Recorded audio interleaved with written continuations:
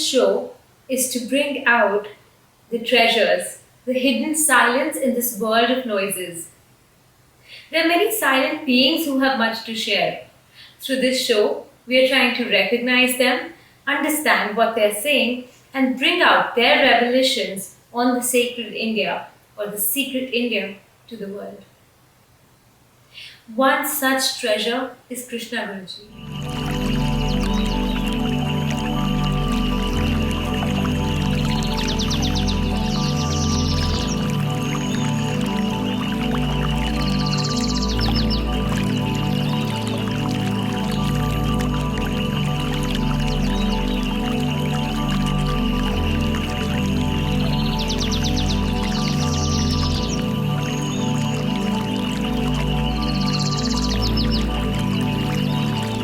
Krishna Guruji. His divine calling came on March 4th, 2001, when after suffering from achalasia cardia, he went into dilation, almost losing his life on the hospital bed. His knowledge is self-revealed, and he's never really studied the scriptures, but after that day, he expounded the most toughest and the most beautiful scriptures effortlessly. His guru is Lord Dattatreya, and Krishna Guruji's sole purpose is to establish dharma on earth.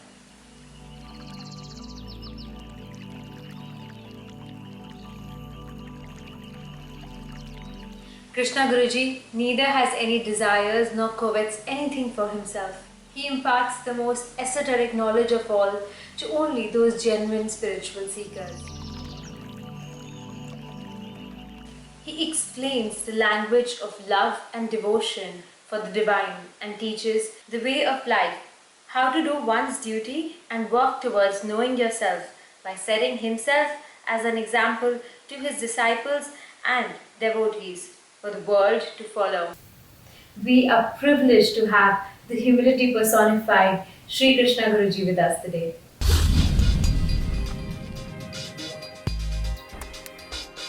Namaste Guruji, thank you so much Namaste. for your time. Welcome you on the show, and it's a big blessing to have you here with us. One question, the first one that I wanted to ask you was that you have spoken about Uddhava Gita and the Bhagavad Gita, and could you please explain about the relevance and the greatness of Lord Krishna in both these Gitas? Lord Krishna has been the main sutradhar in everything, in our life also. It is called the consciousness, it is called the soul, or see, people consider that as a soul. We call it as the Jivatma in every human being. Okay? So he is the main essence of it all. And always when people say there is God within me, so that would be the divine that we are talking about. Some people call him Krishna by name, some people call him Bhagavan, some people call him Father in heaven. They can call him whatever name that they want to. It is that divine consciousness which is there in every human being or every object that is there in this universe. So in the Uddhava Gita and the Bhagavad Gita, the Bhagavad Gita is much known to people because, yes, we have seen the Mahabharata, we have done a lot of B.R. Chopra's in this. The Mahabharata has been an ongoing thing. And the Bhagavad Gita has been very well accepted by human beings. But the Uddhava Gita is one of the deepest scriptures from the Bhagavatam. This comes from the Srimad Bhagavatam. Srimad Bhagavatam is the entire, massive collection of stories about the divine, the various avatars. And in that, Uddhava Gita is very much there. And the two differences between, let us say, the Bhagavad Gita and the Uddhava Gita, Bhagavad Gita was told to Arjuna. And during the war, the Mahabharata. But Uddhav Gita was told to Uddhava, who was his kinsman, when he was just about to pass away. That means just before his death. Right. So you can decide for yourself which has got more relevance in the world. Something that a person speaks at the time of death has more value. Right. In the same way, in Uddhav Gita, Right. Krishna himself is giving a lesson to Uddhava. And he says that Bhishma Pitama, when he was dying, has given a lesson to Yudhishthir. And that has more relevance. So he himself is saying that in the Uddhav Gita, he's reciting it, he's saying it to Uddhava. So for human beings today, the Bhagavad Gita is a different set of teachings and Uddhav Gita is a different set of teachings.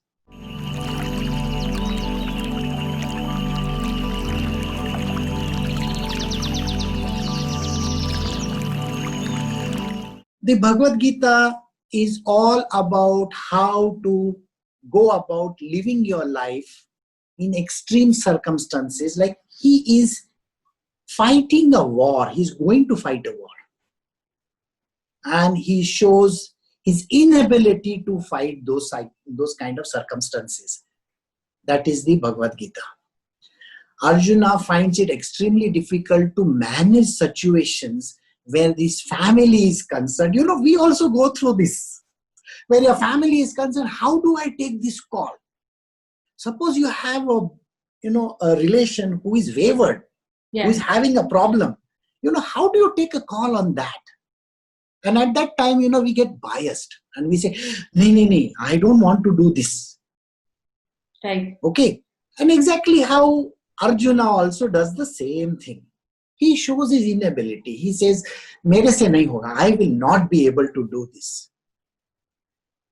And Bhagavan Sri Krishna has to give him a lot of hope, a lot of knowledge at that point in time and tell him, don't worry, you just have to go ahead and fight. The relevance in today's day and age. Let us say you are in a corporate environment and you have to sack 100 people. How do you do that? Are you going to sleep after that? In today's day and age with the coronavirus thing happening, there is a lot of people being thrown out of jobs. How do you throw them out of jobs? But people said that how do you inhuman to do that, like one should not do that, it's not right to do that. Is that correct? You may say that, but if the need of the hour is like that, what do you do? The company says either you or these 100 people. What do you do? So what happens is, this is a situation. I just gave you a situation. In doctors' lives also, when a doctor is performing a surgery, there are certain very crucial decisions that they have to take. Yes. And when they take those calls, those decisions, then at that point in time, they have to do it with detachment, dispassion. I'm sure, you see, normally in my satsangs, I give examples of different movies. Please give us examples of different movies. Okay. You see in the Munna Bhai series, isn't it? Yes. So he is a doctor and he says, I cannot go and do the operation myself. Yes. So it's like that. So even the other scene is up in the air. George Clooney is told he's supposed to, sack so many people. How do you do that? Now, this is a situation. So now you can understand Bhagavad Gita is applicable over here. Because when you are cornered, literally you don't know where to turn to. It's like a short pill. You take it and then you do your job and then you move ahead. And then the next situation comes, and then the next, and then the next. Your life is always going to be full of these ups and downs. Right. So when these situations arise, you have to take a decision. As a CEO of a company or as a very senior HR, whoever you might be, you have to take a call. Today's day, we have situation where the economy is in ruins because of this coronavirus. Jobs are having a problem. There are so many people without jobs. So many places have closed down in the last so many days. Let us say 3 months time, you will find that some of the biggest brand names have shut down. There are stores called Muji, there is Ann Taylor, there are so many other big brands. They have shut down. Suddenly, one fine day, the store is not there. Microsoft closed all its shops. What do you do? So, when you face this situation, what is a person supposed to do? Now, we are talking about a decision maker on one side. This is a decision maker. He has to take decisions. He has to take a call. So that is on a higher level. But at a lower level also, the decisions have to be very, very important. Let us say you have to send your child to a school or a college. Now there is shortage of funds. What do you do? घर चलाना है या फिर उसके fees भरने हैं. Should I run my house or should I pay the fees? What do? I have to sell my properties. I have to, put this money over there, and too many tough decisions. So Bhagavad Gita is the best example for this kind of decision making. The Bhagavad Gita teaches you that you can be who you want to be. You can be a warrior. You can be a butcher. You can be a carpenter. You can be an IT person. You can be a teacher. You can be anything. Do your job diligently. But how? That how is the technique which your guru teaches you. Because you really don't have much clue and understanding. Just like if your company is going through hell, you call in consultants, isn't it? Say, I want to save my company. You have to save your life. So the consultant here is the guru. What does he do? He gives you techniques, methodologies, ways and means by which you can get out of this world unscathed, become liberated. So Krishna teaches Arjuna a technique which is called Nishkam Karma. You perform the karma, but it doesn't convert itself into a karma. It doesn't get added to the cycle of those sanchit. So this is what is important. You have to do the karma because it's a job. You can't deny your job, no? You have to sack those people. You have to do it. But if you get attached to anybody and if you do your job, you're not doing your duty. If you are a warrior and if you have to kill those 1,000 people in war, and you say, poor fellows, he's got a wife, he's got kid, what is he going to do? Can you do that in the war? You can't do that. You are fighting a war and you have to be the best soldier over there. So you have to do your duty diligently, perfectly. You are specific for the job. Otherwise, why are you there? Why are you an HR consultant? Why are you this person who is in that job who has to sack 100 people? Understood? It is a job. You have to do it perfectly. If you are a butcher, you have to cut those animals. It's a job. So whatever is the job that you have to do perfectly, that is what Krishna teaches you in the Bhagavad Gita. Do it nishkam, without any attachment to it, so that it doesn't come back to you to bite you. So imagine if you are killing 1,000 people, those 1,000 people will have to kill you, someday. If it is a karma, think, if you're killing 1,000 people, how many times can the 1,000 people kill you? Once only, every life. Yeah. So every life, so you need to have 1,000 life as human beings, no?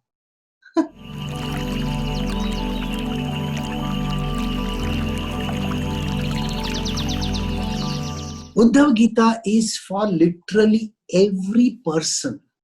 You may have started at kindergarten stage also, it is there. If you have started very high up in your life, let us say you're 60, 70 years of age, it is good for you. It is covering an entire range from birth to death. it discusses different philosophies. Imagine Krishna is about to die and Uddhava is asking him, Gurudev, can you please tell me the answers? How am I supposed to live? How is the world supposed to live?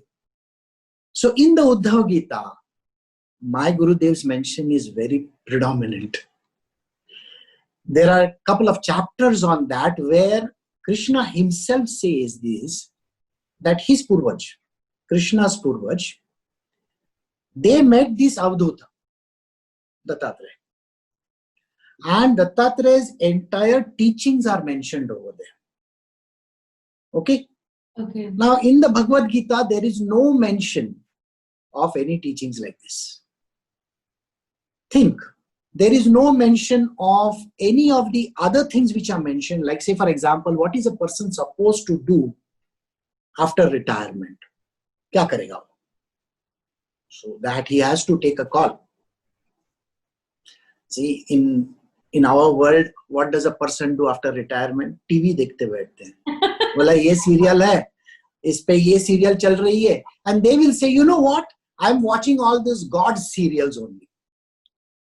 Okay, सास बहू की serial के बीच में God serial भी चल रहे हैं. Just imagine this is a joke, and they think they are becoming very devout. And once in a year they will do some tirtha yatra and they will say, I went to Tirupati, I went to this place, I went to that place. Do you really think that is spirituality? That is not spirituality at all. So Uddhava Gita teaches us everything. It teaches us about the self. Teaches us the different teachings of Dattatreya. It teaches you right from how you live your life as a grahastha. Grahastha is your age, would be grahastha people. You know, dunya mein kaise rehna hai. And then as you grow up, and as a sannyasi, how do you live? So you can imagine the entire range of teachings is phenomenal. And it covers the entire spectrum. There, the mention of Kundalini Yoga is also there. Okay. In the Bhagavad Gita, it is not there. Okay. In this Uddhava Gita, it is there. If you go to the last one of it, there's Anu Gita and there is some other. So there he is mentioning it literally, you know, it's a very tiny stuff. So he just says those words and carry on with it. So Uddhava Gita has much more relevance, but it is not as famous as the Bhagavad Gita. So people really don't have much idea about it. Guruji, what did exactly Uddhava Gita contain? You know, right from the start to the end, if you could give us a gist. Yes. See, Uddhava Gita is a scripture which is, like I said, it is in the Bhagavatam. The Bhagavatam is all the lives of Vishnu, different lifetimes that he has been on this planet Earth. Right from the first avatar that he took. See, he took the first avatar, and you may think that the avatar may be somebody that you know. But no, it is Kapila Muni. What? Really? Kapila Muni is the first avatar. And in that he is, you know whom he is teaching? He is teaching his mother, Devavati. He is telling her how to go about this lifetime. Now you tell me, Kapila Muni, Devavati, kisne suna hai? I mean, hardly anybody has heard about it. When you talk of women's empowerment, this is the first thing that is mentioned over there. How to empower the woman. That is the first avatar. And the first set of teachings. Kapila Muni's teachings to his mother. So, if I take the Bhagavatam like this, Uddhava Gita comes somewhere in the middle. And it is at a time when Krishna is just closing his chapters. And Uddhava is asking him, how does a person live in this world? What is he supposed to do? And that is the reason why Krishna is explaining to him the different things. Right from example, let us say, now when you start your day, I'm assuming that you will at least have, God, let this day be good. I don't want to go through that problem that I went through yesterday. You're definitely praying and you want a better day today. And you want tomorrow to be still better. So we pray to God. Okay. So this God, I'm saying God, remember this. Who is this God? So the God that you are talking about is the small g. G-O-D. Small G-O-D. This God is perishable. Is a perishable commodity. Because Brahmaji has a certain lifetime. After his lifetime, he will go away. Vishnu has a certain lifetime, he will go away. Shiva has a lifetime, he will go away. None of these gods are going to remain. Nobody remains. So all these gods cannot be the capital G-O-D, isn't it? So who is the capital G-O-D? So this is mentioned literally in every religion in the world, but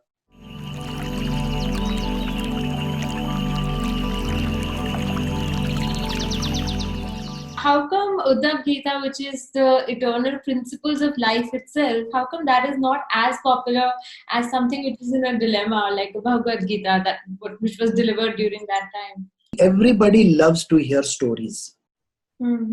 So I would love to hear a Mahabharata, a very beautiful story from beginning to end, a Ramayana, and I feel nice about it. Okay.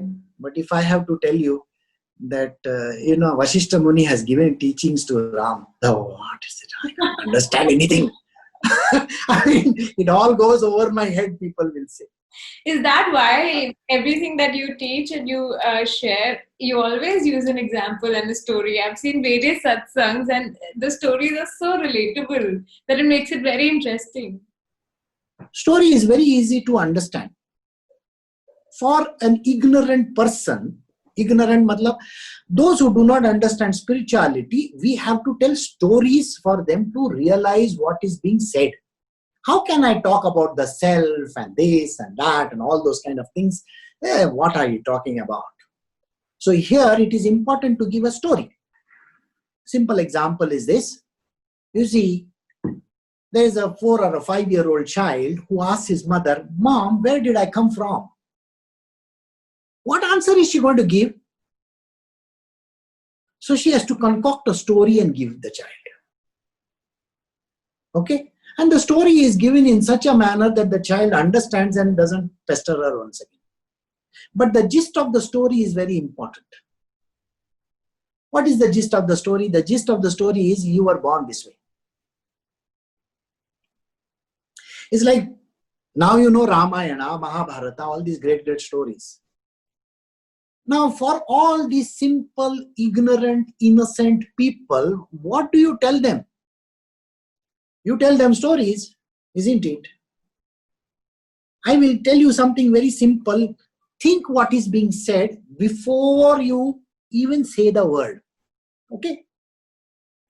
Now, what was the name of the father of Sri Ram? I don't remember. Dasharath. Dashrath. Yeah, something like that. Yes. Say the word Dasharath. Dashrath. What does it mean?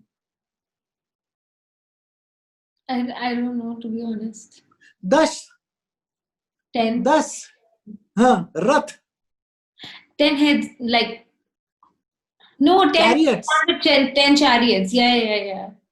That's right. Human beings are made up of 10 chariots. 5 sensory organs, senses you know, ne? Yes. You can see, hear, touch, feel, all those things, huh? Yes. 5 senses and 5 organs of action. 5 organs of action, 2 hands, 2 legs, genitals, evacuation organ, and the tongue for speech. So these 10 organs makes one human being. Dashrath, we are driven by these 10 chariots.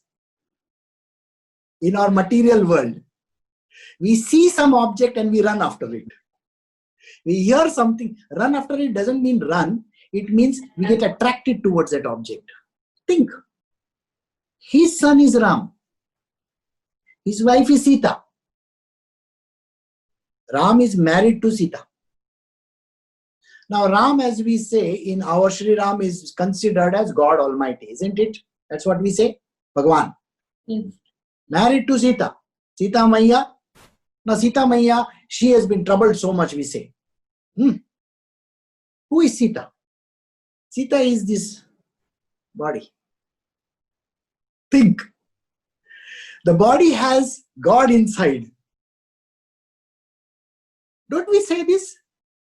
Sab mein Ram hai. We say, na? Mere tan mein Ram, mere man mein Ram. We say these words for what? The God is inside of you. Sita is the body. Now what happens to Sita? She gets attracted towards one Haran, I'm just cutting the story short for understanding purpose. She gets kidnapped. Kidnapped by whom? Ravana. Yeah. 10-headed monster. Oh Lord, so this is a metaphor. This 10-headed monster is Rajasic in nature. We look at objects and we say, oh my God, my neighbor has bought this nice car. I also want to own one. She's wearing a nice sari. I also want to go and buy that. We do this, isn't it? But Guruji, nobody's ever interpreted it like this. Ever. We get kidnapped by this material world.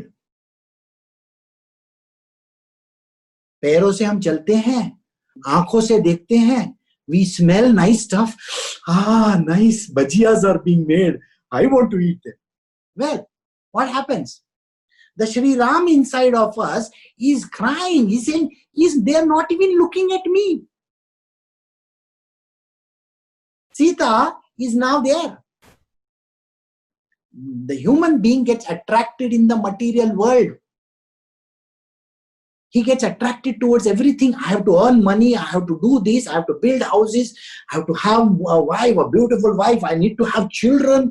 They have to be sent to good schools. And I have to do this. I have to think of my own retirement plans. I have to invest money in this. I have to send money to my parents. ये सब सोचते रहते हैं. भगवान का नाम कब लेते हैं? कभी नहीं लेते. It's like, sometime, once in a while. Today's day and age, think about all those people who are working. Do they have time even to go to temples or churches? Or they don't have time for anything. They are kidnapped by this 10-headed monster. By the material world. So Sri Ram says, I have to rescue my wife. Now, how do you rescue your wife? Rescue my own body. I have to get it back from there, from this 10-headed monster. I have to get it back. So what do? I take the help of Hanuman. Hanuman is the son of Vayuputra. He's called the Vayuputra. You see, when you did a spiritual, isn't the first thing that you were taught is pranayama? प्राणायामा से हम लोग at least थोड़ा सा भगवान के बारे में सोचने का शुरू करते हैं. Meditation, pranayama, all these things, isn't it? So we use the prana, the pranic energy, to get back ourselves. Don't think about all those things. Yes, you will get when the time is right. Don't run after buying the latest of the cars. You will have it in time. ये सब आता है उस time पे. Detachment, dispassion, ये पूरा दुनियादारी उसमें आ जाती है. Spiritual stuff. And then you get your wife back. You means the Ram inside of you gets the wife back and says, see, don't look outside. Don't look outside now. And then what do? You enter the next phase of life. From Grahastha, you become a Vanaprastha. जंगल में छोड़ के आना जरूरी है. So Vanaprastha करते हैं. मतलब you have to give your body the chance to do those kinds of things which are necessary, so that you are able to understand the truth about life. So you go to the jungles. Jungles means not actually jungles. You go in your spiritual quest, and in your spiritual quest you meet a master, Valmiki. Cut the story short. So afterwards, Ram has got a perfect person, which is the body. So he goes to meet her, and Sita Maya says to him, I'm sorry, I cannot be with you. I have to go in the lap of my mother, the Mother Earth.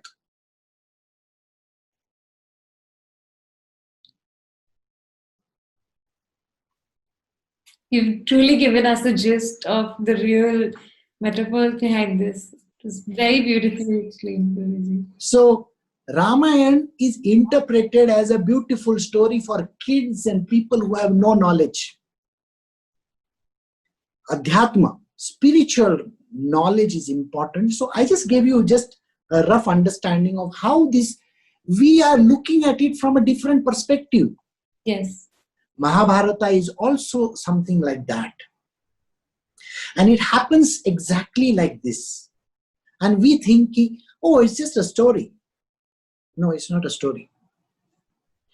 It's a quest for the spiritual.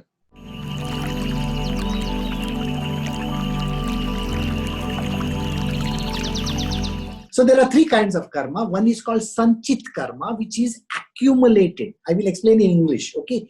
Accumulated karma. Over lifetimes after lifetimes, you have accumulated karma in your life. Currently, when you have taken this life, ये अभी जो आपका life है, you have come to spend some karma. Return आना चाहिए ना? या किसी से कुछ लिया, we have to return it back to that person. So this karma is called prarabdha karma. Okay? And now there is a third karma which happens, which is not there in the sanchit, accumulated. It is not there in the prarabdha, but you are doing something new. नया किया कुछ तो उसको बोलते हैं आगामी या क्रियामान कर्म. अगर नया कर्म किया, whatever new karma that you do, it is kriyaman, it is new karma. So when you die, the kriyaman gets transferred into sanchit. Right. So the next life that you will come with a small quantity of prarabdha to spend. Now you think about it, how many lifetimes are there since the first Krita Yuga? First Yuga till today, how many lifetimes you must have taken? Many. So all those karmas are just piled up. Okay, so you have come to spend this prarabdha karma just now. Your job is just to spend it, not incur more. Yes. Correct? That is your aim in life. So this is one of those things which a person is supposed to think of when he is come at any point in time. How many karmas are there in my name? And how many lifetimes will I take because of my accumulated karmas that are there? And I got to return them all. So this is a very big story. So I will explain this in Khata, Bhai Khata. You know, we write a book of accounts. Okay. So yeah. let us say book of accounts is an ongoing company. The company is going on. And in the whole year, we have the left-hand side and the right-hand side, debit, credit. Now, debit and credit that is there, you understand these books, isn't it? So let us say my father, okay, has retired from a government service, maybe a bank or some government service or something like that. So he gets a gratuity, a small superannuation, you know, thoda paisa aa jata hai. So what does he do? He gets say 20 lakh rupees. So what does he do? He says, I can't spend 20 lakhs at one time. It's my 60th year, you know.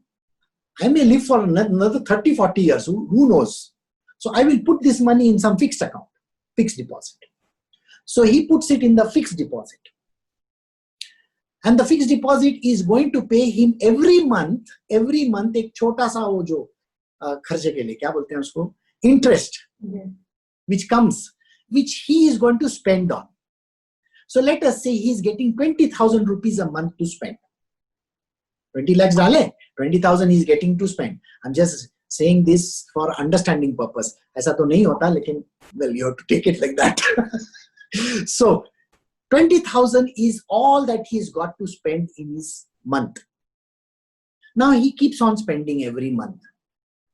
So he takes it, January में आ गया, खर्चा किया, February 20,000, March में 20,000. So every month he finishes on the 30th of the day, 30th day of the month, he finishes that amount. So next day, first morning, he goes and removes that much amount and he spends it for the whole month. Now suddenly it so happens that the government says, you see, when we were calculating your provident fund and all that, this time we are going to give you an additional 2 lakh rupees more. अरे वाह, I got 2 lakh rupees more. मतलब superannuation में कुछ तो भी government ने और दे दिया.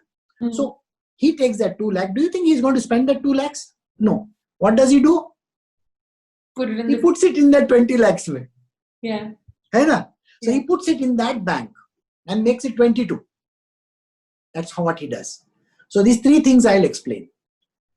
Accumulated till you were 60. Okay, gratuity. That which is gone into the bank, 20 lakhs, is called accumulated or sanchit karma. Okay. What every month you get from that which you have accumulated, you get to spend something, is the prarabdha karma which you have got to spend in this life. Any additional thing that happens while you are living, paisa aata hai thoda sa, that is your kriya, that is the futuristic karma that has come to you, which you are anyway not going to spend.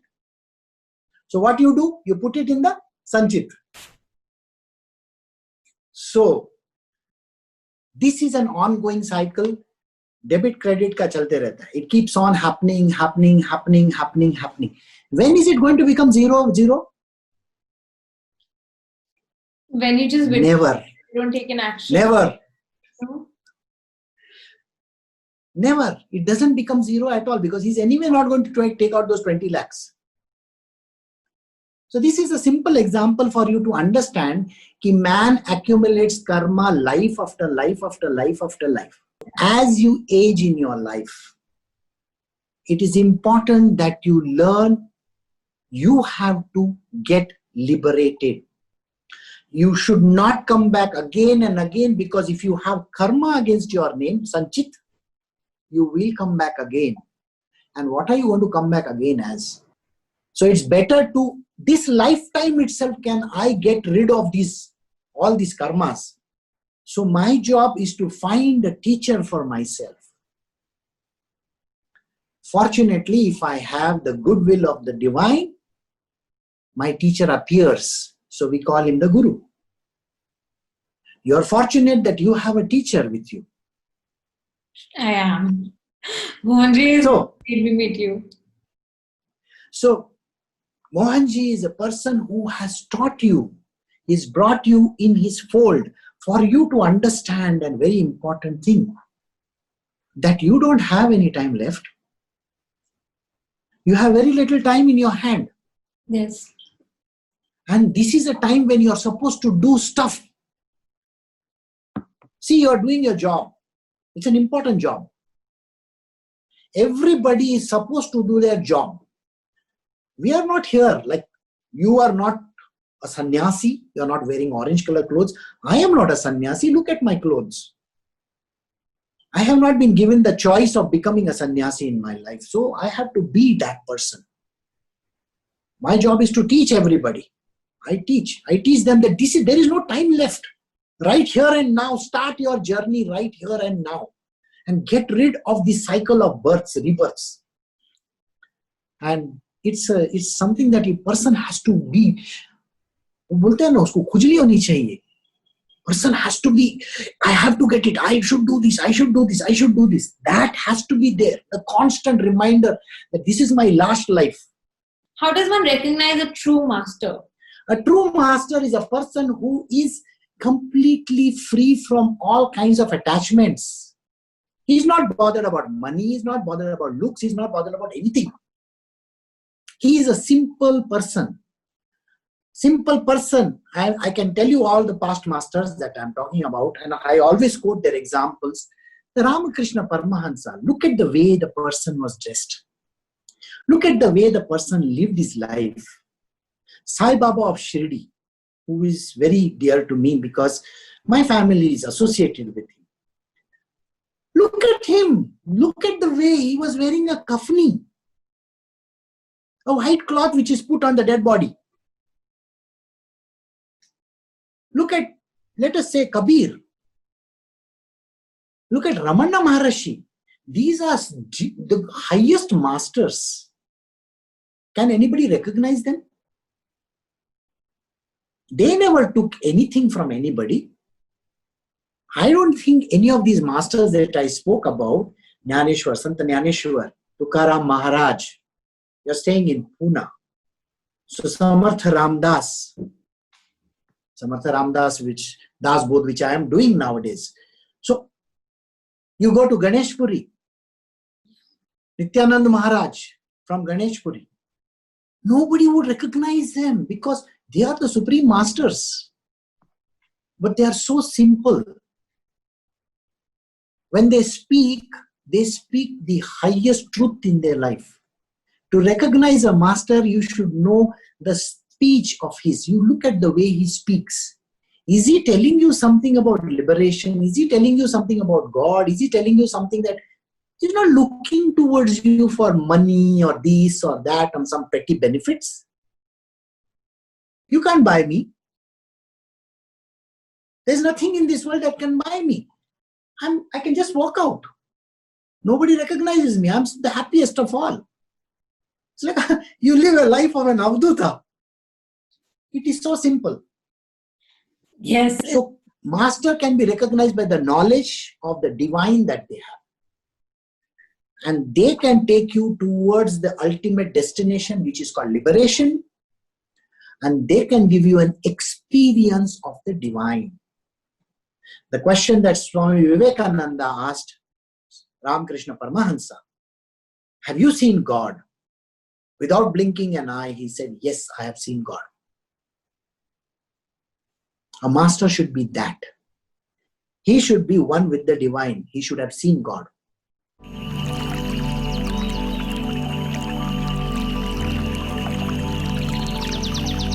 Guruji, can you tell us a little bit about the Avduta Gita by Lord Dattatreya? See, Avadhut Gita is a scripture which is from one of the Puranas. Okay. Now, this is related to my Gurudev Dattatreya. This is a very, very highly defined scripture connected to the knowledge of the self. Now, the moment I say the knowledge of the self, self is something which cannot be quantified or attributes can be given. Nothing can be said about the self. Only the highest spiritual masters in this world can guide you towards that destination. It is the knowledge of the Brahma. See, everybody wants to become a Brahmanyani. All the spiritual people, no, they will say, I want to become Brahmanyani because I want to have the highest knowledge. I want to know God. Who can know God? Nobody can know God. So knowledge of the scripture, this particular Avadhut Gita, is about that, the knowledge of the self. It is not a mundane knowledge. See, we had great sages in the past. You have heard of Shankaracharya, Adi Shankaracharya, you have definitely heard of. The number of scriptures that he has written cannot be, there are so many of them. He has given knowledge about Advaita. He has given knowledge about Dvaita. He has given knowledge about so many things, unimaginable number of things. He's given the knowledge of the self. You can take the simplest of the scriptures like Tattva Bodh. It has got just a few verses. You know how difficult it is to explain to a person. An average human being has absolutely zero idea of what is being said. So Avadhut Gita is to be taught to very advanced disciples. It is the true knowledge of the self, which the Dattatreya himself is imparting. And the knowledge of the self is way beyond anybody's ken and understanding. Only the highest of the spiritual masters can actually give that knowledge. If you have ever been to Calcutta, no? Calcutta, gaye? Yes, I went. Okay. In Calcutta, there is a place called Dakshineshwar, Ramakrishna Paramahansa's place where he used to stay. Half a kilometer down, there is another temple over there. It is called Adyapeeth. Okay? There's a very beautiful temple there of Adyapeeth. There used to be another saint living over there. वो जो temple है, it is open few times, I think, in a day. कुछ तो भी थोड़े घंटे के लिए खुला रहता है वो. But you can't enter the temple. If you want to take darshan, it is nearly about 50-100 feet away from that. You take a darshan from so far. So you stand in the gallery over there and just see the images over there. Do you know what are the three images? There are three images over there. The first image that is there, the bottom one, is Ramakrishna Paramahansa. That was his guru. So first is, at the bottom is Guru. Second one in between image is of Kalima, God. Just above that is the third image of Radha Krishna, love. So from God, from your Guru you can reach God, and from God you can reach love. So the ultimate destination, as prescribed by any of the scriptures, anywhere in the world, whether it is the Bhagavad Gita, whether it is the Uddhav Gita, whether it is the Bhagavatam, whether it is the Bible, or whichever book that you can take in this world, it talks of love and devotion to God. And that is the ultimate destination everybody should aim for. That is why he says it is called the supreme goal. And that is all I teach about. I hope you like this video. Share your thoughts with me in the comment section below. I found a lot of beautiful takeaways from this one, and I will remember it for a very, very long time. For more content on Secret India, subscribe to my channel and stay tuned. Lots more coming up.